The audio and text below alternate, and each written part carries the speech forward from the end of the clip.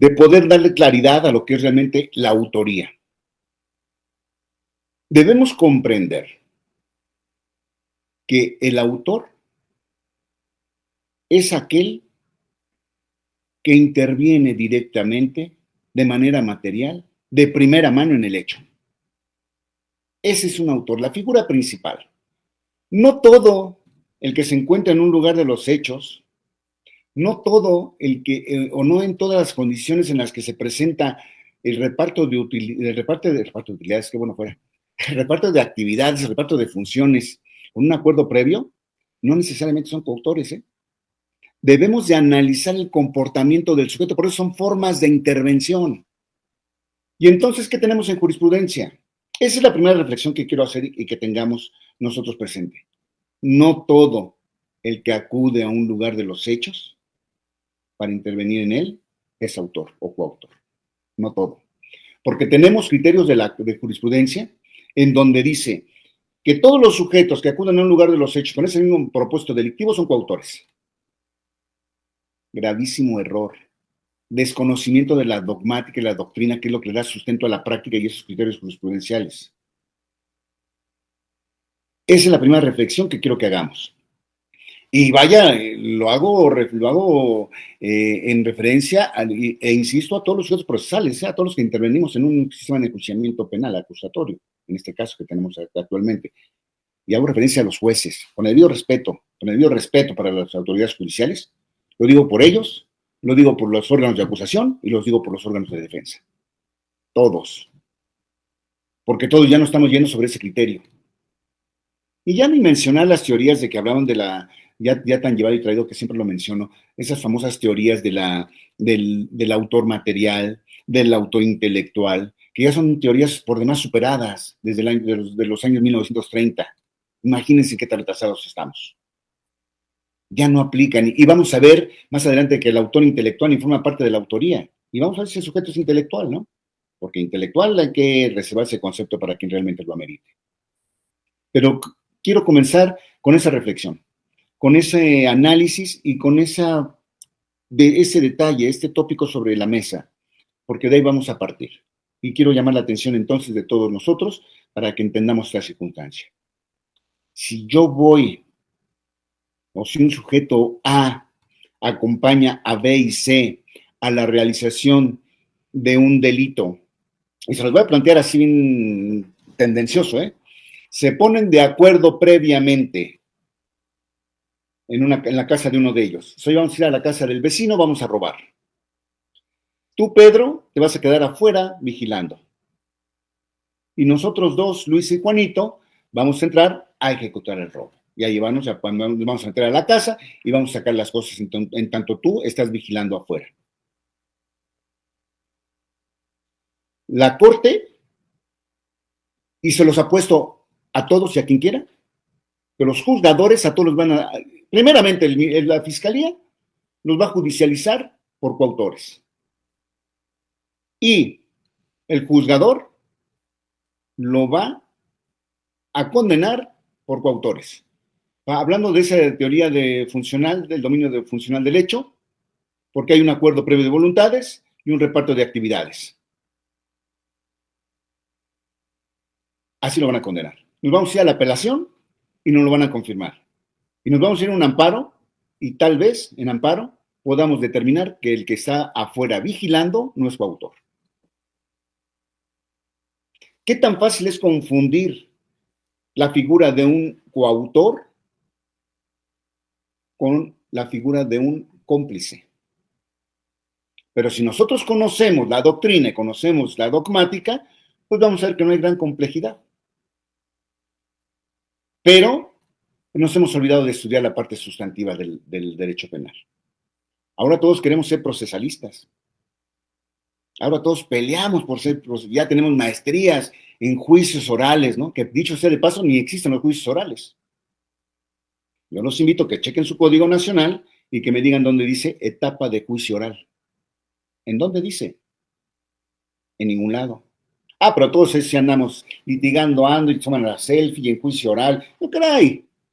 Conocemos primero derecho penal, derecho procesal, Y entonces ya después andamos publicando nuestras aberraciones jurídicas en las redes sociales.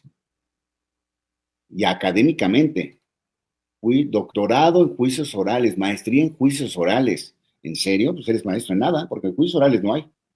¿O que antes había juicios escritos? No, ¿verdad? Era juicio. Y también esta etapa es juicio.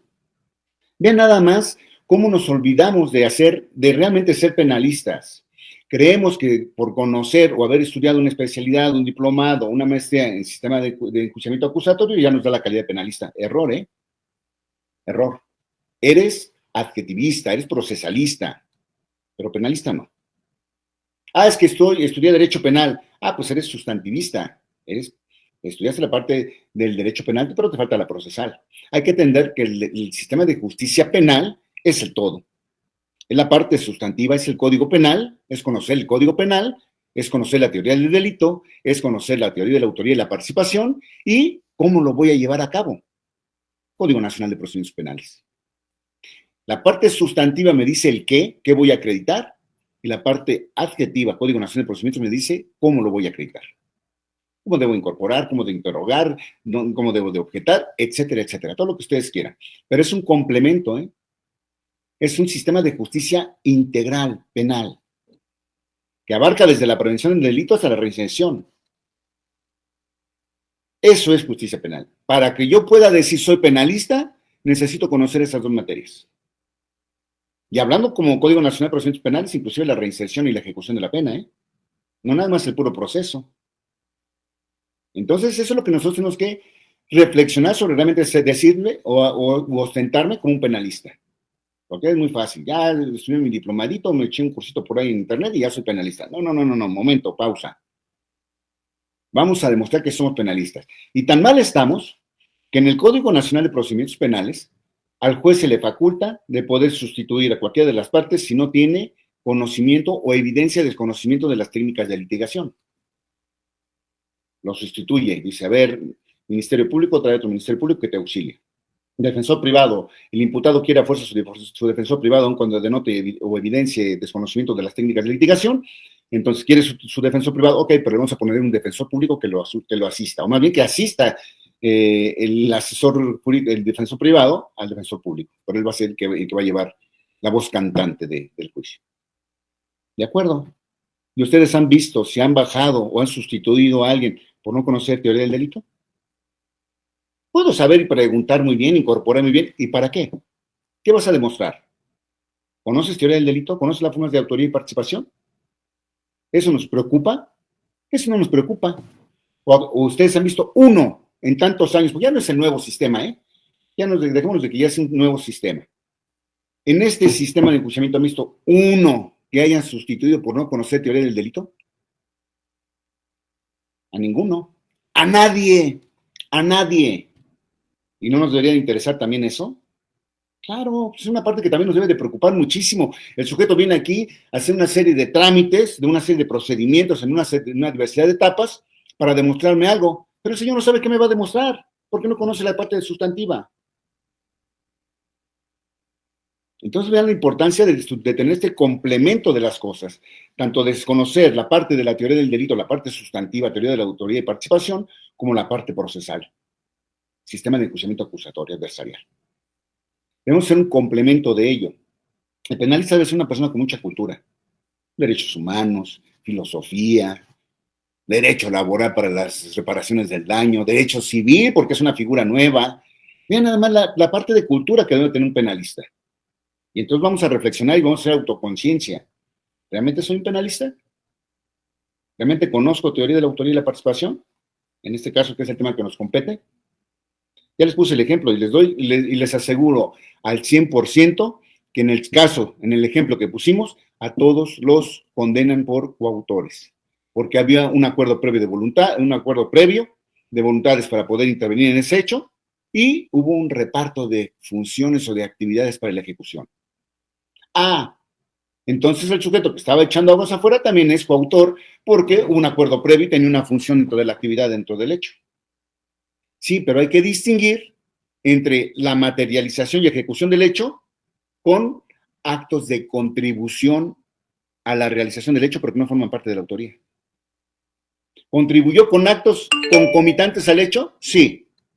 ¿Son de autoría? No. ¿Por qué? Porque no intervino material ni directamente en el hecho.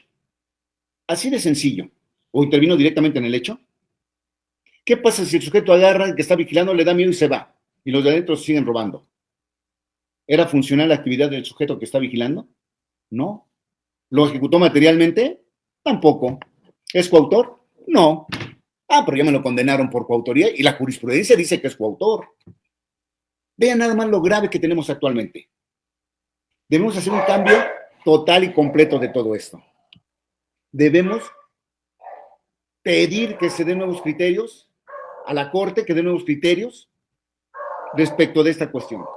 Que se asesoren realmente de penalistas que conozcan la materia para que entonces se puedan emitir criterios jurisprudenciales, interpretaciones de la ley correctos, adecuados, con sustentos dogmáticos y sustentos teóricos, doctrinarios. Porque ya lo decía don Luis Jiménez de Azúa, toda teoría tiene aplicabilidad en la práctica. Una práctica sin teoría es una mera rutina. Y nosotros no hacemos rutina. Nosotros hacemos derecho. Por eso son dogmática penal. Por eso existe la dogmática penal. Y para eso también debemos saber el concepto de qué es dogmática penal, ¿no? Porque muchos de nosotros tampoco sabemos qué es teoría del delito, ¿no? Decimos, es que la teoría del delito, es que la teoría del delito. ¿Y qué es teoría del delito? Igual digo, que es dogmática penal. Entonces, si nosotros entendemos que la dogmática penal es esa disciplina o ciencia, porque el derecho es una ciencia, tiene su método, parte de metodología, tiene su objeto de estudio, que son las leyes. Entonces, sí hacemos ciencia. Entonces, la dogmática penal es aquella ciencia que se encarga de emitir, sistematizar los criterios, opiniones que sirven de sustento para el derecho y a la aplicabilidad de acuerdo a las necesidades sociales. Y en ese sentido, que es una doctrina, que son los criterios que tienen relevancia o prevalencia dentro de una sociedad, pues entonces debemos entender que como dogmática penal, pues la tenemos que aplicar sí o sí. Todos, y me refiero desde el juez, el magistrado, el ministro, hasta el más humilde de los partes de los órganos de acusación o de defensa.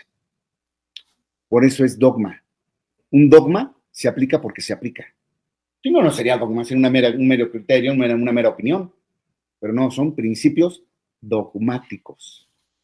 Es el dogma, es lo máximo. Lo tenemos que aplicar.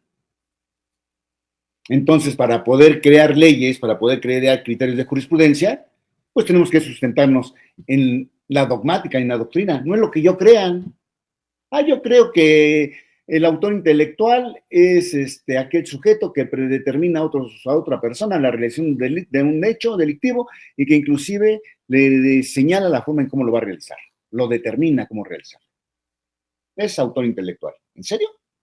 ¿En qué parte del Código Penal del artículo 23, si mal no recuerdo, nos habla de esa forma de autoría?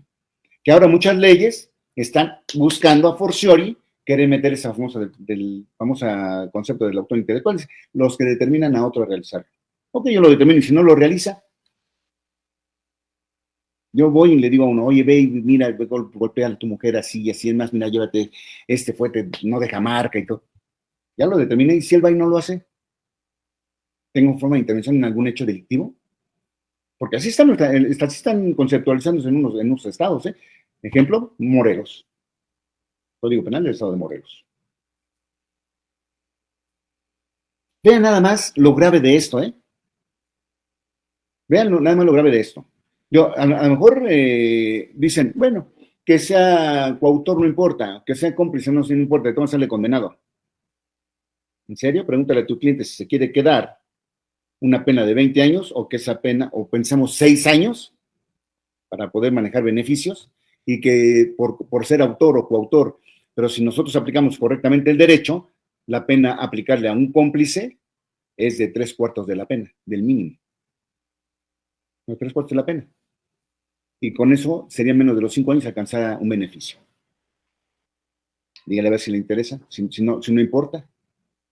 ¿Qué le va a decir? A ver, licenciado, usted métase, ¿no? Ese añito, ese cuarto de o ese cuarto de la pena que usted dice que no importa, pues métase usted, ¿no? Vean nada más lo importante, porque también con eso se gana, ¿eh? En materia penal no se gana ni se pierde. No hay de que gané o perdí. Hay responsables y hay gente no responsable. Hay gente que no acredita el hecho y hay gente que demuestra cuestiones contrarias. Pero también con reducción de penas o quitando algún agravante, pues también se gana, ¿no? Imagínense de una pena donde no pudiera alcanzar un beneficio por ser coautor, ustedes logran que su forma de intervención no fue de coautor, sino fue de cómplice, la ley dice se le aplicarán 3/4 de la pena, y con esa reducción de 3/4 de la pena alcanza beneficio. Un sustitutivo penal. Dígame si no ganaron. Claro que también se gana. Pero por eso, de ahí, y ya no sé cuánto llevo, ya, imagínense, nada más queriendo justificar el tema, ¿eh? Vean la importancia de esto, pero es para que reflexionemos, porque así lo estamos haciendo tristemente, que me perdonen los jueces, pero que me refuten lo contrario, dogmáticamente hablando. Porque van a decir, es que la Corte dice esto. Pues sí, lo dice la Corte, pero ¿quién lo dice? Gente que ni penalista es. Y ya hemos visto ahorita cuáles son los criterios que están tomando en consideración para señalar o designar ministros, ¿no? Qué tristeza. Y qué terrible. Y qué terrible. Pero bueno, esto es sobre la mesa. Este es el planteamiento y este sería el preámbulo para poder entonces justificar, sería la parte de justificación del tema y por qué la importancia de esto. Vean, y nada más llevamos ahorita la pura justificación, básica, ¿eh? Básica. Pero entremos ahora a interpretarlo y a desglosarlo en este poco tiempo que nos queda. ¿Podríamos considerar que un delito es una infracción o una conducta que va en contra al ordenamiento jurídico? Para ello es importante conocer lo que es el derecho penal, entender el concepto de derecho penal. Pero yo estilo o yo exijo a mis alumnos, a la gente con la que platico, a la gente con quien intercambio criterios, que apliquemos justamente ese criterio ya como abogados.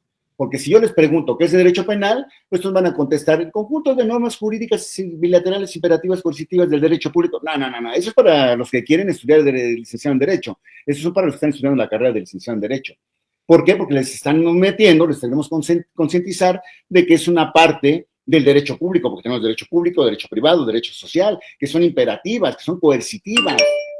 Entonces queremos enseñarles qué es imperativa, qué es coercitiva, qué es bilateral, etcétera, qué es unilateral. Los estamos formando. Pero cuando ya estamos formados, cuando ya tenemos experiencia en la materia, y si todos nos decimos penalistas, pues díganme en conceptos de derecho penal. Pues eres penalista, pues dame tu concepto de derecho penal en base a tu experiencia, ¿no? Pero no me digas ni conjunto, porque no estamos hablando de grupos musicales, ni me digas rama, porque no estamos hablando de changos que andan brincando de rama en rama en un árbol, porque esos son conceptos que se manejan de licenciatura y que se oyen muy bonitos. Pero entonces, regresando, también igual, invitamos a la reflexión sobre el derecho penal. Entonces, el derecho penal, desde mi perspectiva, es la parte del ordenamiento jurídico de un sistema social llamado Estado, y aquí hago referencia a la teoría de los sistemas de Niklas Luhmann, porque sí, yo soy muy partidario de la filosofía de Niklas Luhmann, en particular de la teoría de los sistemas, que está aplicado hoy por hoy. Hoy por hoy está aplicándose en todo el sistema jurídico romano-germánico. Entonces, es parte de ese ordenamiento jurídico de un sistema social llamado Estado, en el cual su finalidad principal es la protección de bienes jurídicos tutelados. Pero esos bienes jurídicos son aquellos que resultan indispensables, mínimamente indispensables para que el individuo conviva armónicamente dentro de una sociedad. Entonces, ya partimos de esto. Normas jurídicas que tutelan bienes jurídicos. Esos bienes jurídicos deben ser los mínimos indispensables para que unos individuos convivan en armonía dentro de una sociedad, principio de confianza, si quieren hablar ya de teoría de la imputación objetiva. ¿Y qué hace el Estado? Conceptualiza esas determinadas conductas como delitos, y a quien las realice los asocia con una pena o medida de seguridad, como consecuencia jurídica. Universal exclusión, si queremos hablar de teoría de los sistemas de Niklas Luhmann todavía. Pero entonces, ¿qué hablamos? ¿De infracciones o de conductas antisociales que afectan o que alteran la convivencia armónica de una sociedad? Pues el delito es eso. Es una norma de conducta que se contempla, o es un comportamiento, es aquella conducta que se contempla en la norma jurídica pero que la esencia de contemplar en la norma jurídica penal es que se protejan los derechos y los bienes de las personas para convivir armónicamente dentro de una sociedad. Ese es el delito. Y es delito, desde luego, atendiendo el derecho positivo, pues toda aquella concepción que se encuentre plasmada así en el Código Penal, el catálogo de delitos del Código Penal. Eso es, y ya entonces a quien lo realiza, dice, tú lo realizaste, entonces tu comportamiento lo voy a asociar con una consecuencia jurídica que va a ser una pena para los imputables y una medida de seguridad para los inimputables, derivada de un procedimiento especial para inimputables. Creo que me extendí mucho, pero ese es delito. La culpabilidad es la responsabilidad personal de la acción u omisión antijurídica. Funcionalismo puro, claro. Inclusive en el funcionalismo desaparece la culpabilidad como elemento y se habla de la responsabilidad penal. Juicio de reproche. Exacto. Y sustento, además, de la imposición de la pena. ¿La teoría pentavalente del dominio es la misma que la teoría del delito? No. Recuerden que cuando hablamos del dominio, de las teorías del dominio, hacemos referencia únicamente a una postura que maneja Claude Roxin respecto de estas teorías, pero solamente aplicables para la autoría, para la forma de intervención de autoría. Y la teoría del delito, pues también hay muy respetable, ¿no? Diversos elementos: conducta típica antijurídica, culpable, punible, con condiciones objetivas de punibilidad, etcétera, etcétera. Los elementos que quieran. Entonces, una cosa son los elementos del delito y otra cosa son las teorías del dominio. ¿Qué factores considera que interviene en la comisión de un delito? Muchísimos. Y ahí estamos hablando ya de criminología. Ya al hablar de criminología podemos entender que la criminología es la ciencia que se encarga de estudiar todos los factores que llevan al sujeto a delinquir e incluso a la forma en que delinque. Pero entonces este comportamiento delictivo, pues entramos en una gran problemática, ¿no? De si el sujeto nace o se hace delincuente. Si nosotros somos partidarios de que se hace delincuente, pues entonces vamos a entender que es multifactorial. Esos factores son todo lo que influye, todo lo que converge dentro de una sociedad, pues es lo que influye para que el sujeto delinca. Y entonces ahí es donde entra la criminología y tiene que analizar cuáles de todos los factores que convergen en una sociedad fueron los que afectaron al sujeto para que delinca. Familiares, políticos, deportivos, religiosos, de amistad, de sociedad, educativos, etcétera. ¿Cuál fue aquel punto detonador del comportamiento delictivo? Porque dicen, todos somos violentos, nada más que hemos trabajado muchísimo en nosotros educarnos. Trabajamos más la parte buena, nos educamos, vamos a la escuela, nos enseñan ética, nos enseñan valores, procuramos la parte buena y de esa manera reprimimos la mala. Pero cuando llega un factor que detona el comportamiento violento del sujeto, inmediatamente explota y viene la comisión del delito. Entonces ahí depende de qué postura elija, si el sujeto nace o el sujeto se hace. Y si se hace, entonces, ¿cuál es el factor que lo llevó a detonar ese comportamiento agresivo delictivo? Ya hablamos de Thomas Hobbes, de Maquiavelo, etcétera, el hombre lobo del hombre, etcétera, etcétera, ¿no? ¿Qué es el delito de dominio? No son delitos de dominio, son teorías del dominio en base a los comportamientos. Y ahorita vamos a entrar a hablar de eso. En esta segunda parte vamos a hablar de las formas, vamos a hablar desde luego de la autoría directa, de la autoría indirecta o mediata y de la coautoría, y cuáles son las teorías del dominio que rigen para cada una de estas formas de intervención de autoría. Ahorita lo vamos a platicar. Aquí entonces podemos entender que tanto la teoría como nuestras leyes penales en casi toda Latinoamérica y en todo el mundo, y vuelvo a repetir, en cuanto al derecho romano-germánico, se tiene la aplicación de la teoría predominante que habla de tres formas de autoría. Yo hablo de autoría, y no confundir la intervención con la participación, porque autoría es la función principal y la participación es un comportamiento accesorio a esa función principal. Es decir, si no existe autoría no va a haber participación, porque tenemos mucho esa equivocación de hablar de forma de participación. Y los jueces también lo hacen y así se van, forma de participación. Y al hablar de decir participación, hacemos referencia al comportamiento accesorio, ¿eh? Entonces hay que tener cuidado en técnica jurídica. Entonces, la autoría, la teoría predominante habla de tres formas. Es la autoría directa o inmediata, es la teoría indirecta o mediata y la coautoría. Son tres formas de autoría. Todas estas formas de autoría, a partir de Roxin de 1930 y en nuestra actualidad también, se rigen por las teorías del dominio del hecho. Las tres formas de autoría. Porque si nosotros vamos a las audiencias, escuchamos que nada más hacen referencia a la teoría del dominio cuando hacen referencia o cuando se hace alusión o se argumenta sobre coautoría, porque se oye bonito, ¿no? La teoría del dominio funcional del hecho. Caray, y la teoría, y las otras no, ¿por qué no se referencia cuando hablas de autor directo? ¿Por qué no hablas de la autoría, de las formas de dominio, de la teoría del dominio del hecho? ¿Por qué cuando hablas de autoría inmediata no hablas de la teoría del dominio del hecho? En la que aplica, ¿no? Entonces, no nada más aplica para la coautoría, ¿eh? Aplica las tres. Las tres se rigen por las teorías del dominio del hecho. Pero debemos entender que la autoría directa o inmediata se rige por la teoría del dominio de la acción, porque el sujeto tiene el control, tiene el dominio, es el dueño de la acción, es la figura principal de esa escena montada llamada delito. Es el actor principal. Por eso tiene ese dominio de la acción, porque él determina, él lo realiza, él lo ejecuta de propia mano, él lo realiza de manera material y directa. Por eso yo estoy en contra inclusive de esa teoría, ¿eh? Porque decimos autor directo, pues si todo autor lo hace de manera directa. El autor material, pues todo autor lo hace de manera material. Entonces es un pleonasmo decir autor material, estando súbete para arriba o bájate para abajo, ¿no? Entonces, el concepto debería de ser como lo plantean ahora en el funcionalismo. En el funcionalismo, Gunther Jacobs habla de autoría. Y en esa autoría dice, en las hipótesis de realizarlo por sí, realizarlo a través de otra persona o de manera conjunta. Y son las tres formas de autoría, que creo que sería lo correcto, para no repetir cuestiones innecesarias, pero que aún así, aun cuando no lo repiten, nos seguimos cometiendo esa falta de técnica jurídica. Si nosotros decimos autor, ya lo realizó de manera directa, ya lo realizó de propia mano, ya él lo materializó. Por eso el que echa aguas afuera no lo está materializando, no interviene directamente, no lo ejecuta de propia mano. ¿Contribuye con actos simultáneos a la realización del hecho? Sí, pero no son de autoría, porque no lo ejecuta materialmente, no interviene directamente en la realización del hecho. Contribuye con actos, eso le da una calidad de accesorio, de partícipe en grado de complicidad.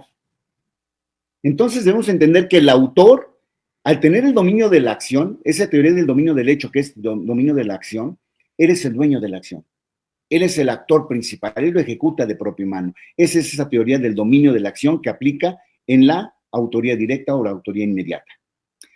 En cuanto a la autoría mediata o indirecta, se utiliza o se aplica o es aplicable actualmente la teoría del dominio del hecho correspondiente a la teoría del dominio de la voluntad. ¿Por qué del dominio de la voluntad? Porque el sujeto, el autor, se sirve de otro, de quien maneja su voluntad, domina su voluntad para la ejecución y la materialización del hecho. En la teoría, a este sujeto del que se sirve el autor, se le conoce como instrumento. La característica de este instrumento es que desconoce el actuar doloso del sujeto, pero él lo ejecuta, pero desconoce el actuar doloso del autor. Si conoce, ya tendrá otra forma de intervención. No será instrumento. Entonces, la característica es desconocer. Actualmente, porque vamos a necesitar temas después, mi querida doctora Jazz, para hablar de esto, porque hay otras formas de autoría mediata. Cuando hay conocimiento de la realización del hecho doloso, pero que lo realizo bajo coacción. Cuando a mí me coaccionan para realizar el hecho. No lo realiza el otro, me obligan a hacerlo. A ver, toma la pistola y dispárale a tu amigo. Pasó, hubo un caso donde unos amigos estudiantes, lo de pueblo de Tlaxcala, se los llevaron y a uno de ellos lo obligaron a matar a los demás. Lo obligaron, esa es autoría mediata. El sujeto es instrumento, pero bajo coacción. Entonces el sujeto, el instrumento, no tiene responsabilidad. Pero ya es tema de otro. Y también la autoría mediata en tratándose de aparatos organizados de poder, delincuencia organizada. Y ahorita tenemos una gran problemática en Ecuador, que aplicaría este caso para hablar de Ecuador. Un delito debe siempre estar positivizado. ¿Cómo? Un delito debe siempre estar positivado. Pues si entendemos que el delito es atendiendo a un derecho positivo, pues sí. Ahora, si se trata de un comportamiento positivo que se hace referencia a un hacer, no, porque también hay los comportamientos negativos en no hacer, las conductas omisivas, ¿no? No sé a qué se refiere con positivado. Pero rápidamente para terminar las teorías, ya en la coautoría. En la coautoría, permítame tanto ya, si regresamos ahorita rápido a las preguntas para tocarlos. Ya hablamos por qué se da el dominio de la voluntad, porque el sujeto se sirve de otro para realizar el hecho. Ese otro es el que lo realiza, que lo ejecuta. Si yo le doy a mi compañero, le digo, oye, mira, invítale este refresco al vecino, y en ese refresco lleva veneno, y el vecino, oye, pues le mandaron esto y se lo toma, y se muere envenenado, pues quien ejecutó el hecho fue mi amigo, pero quien utilizó o se valió de ese dominio de la voluntad de ese instrumento fui yo. Entonces, por eso soy autor mediato, porque me sirvo de otro, del cual domino su voluntad, porque él desconoce mi actuar doloso. Entonces, ahí el instrumento no tiene responsabilidad, porque él no conoce ese comportamiento doloso. Hubo un caso donde una persona, van al reclusorio, entra una señora, cuando ya van a pasar, le dice a una jovencita que está enfrente, dice, te encargo mi bolsa, yo te regreso, voy al baño, la pasan, cuando pasa la bolsa, porque no le regresaba la señora del baño, resulta que llevaba en la comida, llevaba un paquete de cocaína, y detienen a la muchacha y la llevan al Ministerio Público. La consignaron y la condenaron. Es autoría inmediata, es un instrumento del delito, porque se sirvió de otra que desconocía el comportamiento doloso. Pero pues falta defensa, falta conocimiento de la dogmática y del derecho. Entonces, esa es la autoría inmediata.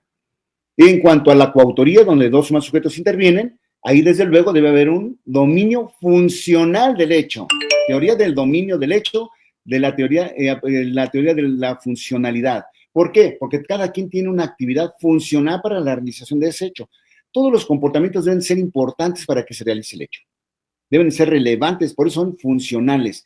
De manera tal que si ustedes subsumen hipotéticamente el comportamiento de uno de ellos y no se lleva a cabo el delito, entonces no es funcional, no es coautor. Tiene otra forma de intervención, pero no coautor. Es decir,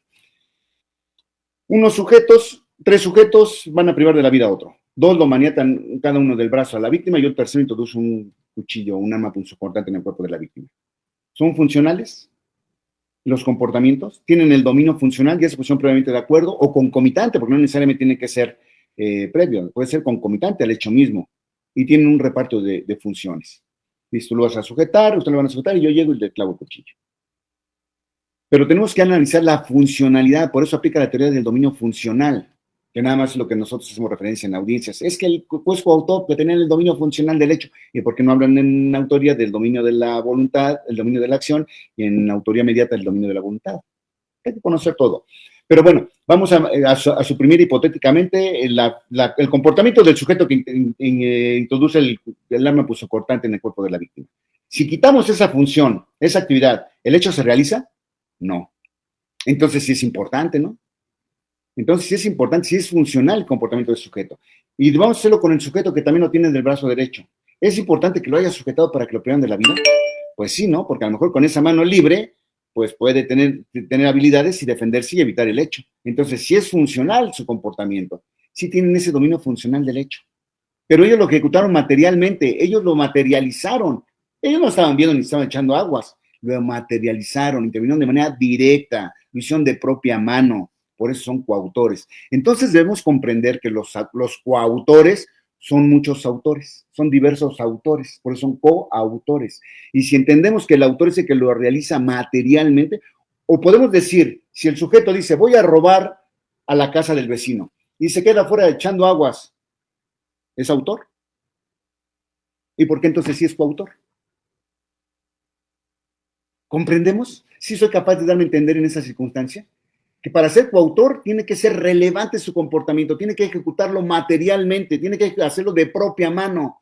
Entonces, si dos sujetos entran a robar a la casa y el tercero se queda afuera, pues no es coautor él, porque no tiene esa figura de autor, porque no materializó el hecho. Perdónenme, ministros de la Corte, perdónenme, jurisprudencia, pero están equivocados. Ese no es autor, él no es coautor, es un cómplice porque contribuye con actos simultáneos a la realización del hecho, pero que no forman parte de la autoría. Y perdónenme, jueces. Por eso es importante conocer esto. El autor es la figura principal, lo realiza materialmente. Los coautores son muchos autores, porque todos intervinieron materialmente. Eso es lo que quiero que quede claro. Porque ese es el gran problema entre saber distinguir coautoría o cuando tiene una forma de participación. Espero que haya sido muy rápido, creo que fueron 10, 15 minutos. Queremos hacer otro programa contigo. Cuando quieran, toda la vida. Acompáñame a darles la bienvenida a mis compañeros, maestra Vero Pinter, licenciado Carlos Manuel Muñoz, maestro Hasler Uriel Montoya, y el más pequeño del equipo, de todos nosotros, es Dylan Michelle Gutiérrez Castillo, quien es Nuestro diseñador gráfico es el que va a doblar la voz, el que hace la magia en la publicidad, la fotografía y el video, para que todos nos luzcamos guapos, ¿no? No. Muchas gracias, de veras, maestra Vero Pinter, mi querido licenciado Carlos Manuel Muñoz, maestro Jaime Uriel Montoya y Dylan Michel Gutiérrez, pues gran equipo y todos también ahí liderados por nuestra querida doctora Jazz. La verdad que les valoro y les aprecio muchísimo su preocupación por la cultura jurídica que urge demasiado, y además de manera gratuita, dedicados, ¿no? Pro bono, nada más comprometidos con compartir la cultura jurídica. Y eso es más loable y es más de reconocerles a ustedes, jóvenes brillantes, esa función y esa actividad y esa preocupación que tienen por difundir la cultura jurídica y acertada y adecuada, ¿no?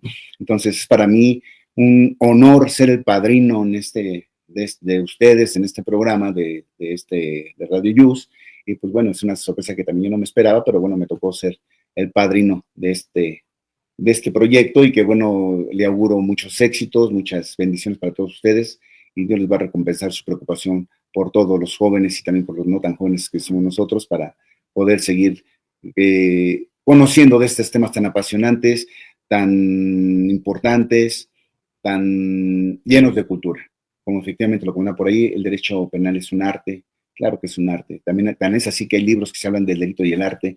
Ya en algunos pasajes se ha hablado de la pintura de la Capilla Sixtina, de la creación, en donde se habla del libre albedrío, y todo relacionado con las bellas artes. Entonces, los felicito y los invito a que efectivamente sigan manteniendo un buen nivel, que mejoren el nivel, porque hay mucha gente que está dispuesta a compartir estos espacios y con gran trayectoria y con gran cultura jurídica. Mis felicitaciones y les auguro un éxito tremendo en este proyecto. Muchas gracias. Desde aquí les mando un abrazo y un caluroso aplauso.